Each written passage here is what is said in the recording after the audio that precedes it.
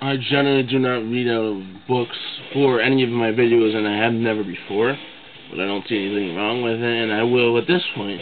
And this is a great book, and I know a lot of you would be offended, but this guy is very honest with his opinions, and he's unbiased, unlike most politicians, and this is a book that I think many of you should get. And even if you are on the left side, it's still a good book for people to be balanced and read both sides of the opinions. I mean, as any intellectual do, they will generally read both sides of facts. I mean, I hate communism, but I spend tons of hours, and sometimes even months, reading books about communism because I want to know. I mean, I want to read about the Marxist ideals because I hate communism, but I still want to read it. Like, that's part of the experience. But anyways, this is a great book.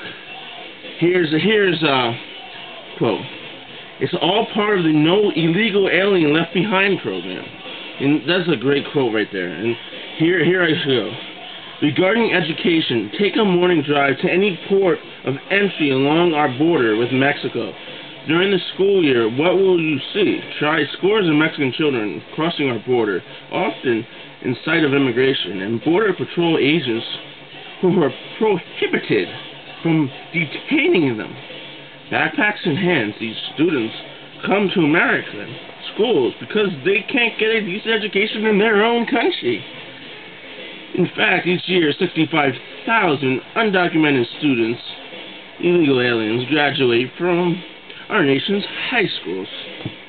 Did you know that, as of 1996, it cost about $8 billion a year just to provide a primary education for illegal aliens at the federal, state, and local levels? Who pays for that? Who do you think?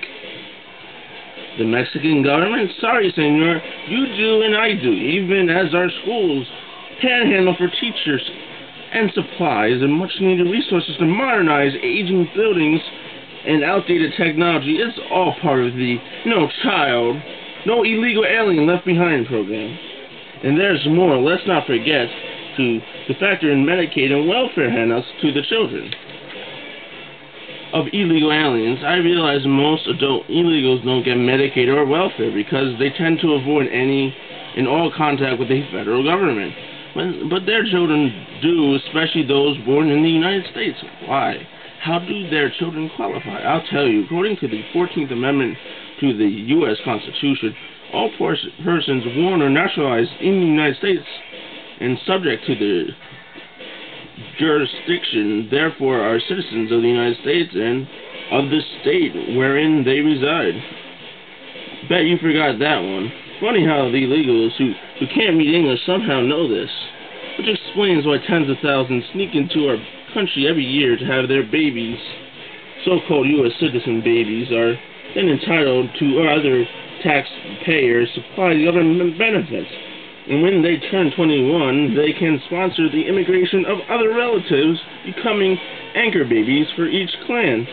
And when I say they sneak into our country, I'm talking on foot, by horse, by car, by train, by truck, in a storage container, and stuffed into every imaginable place, including a 4-year-old who has sealed inside of a piñata.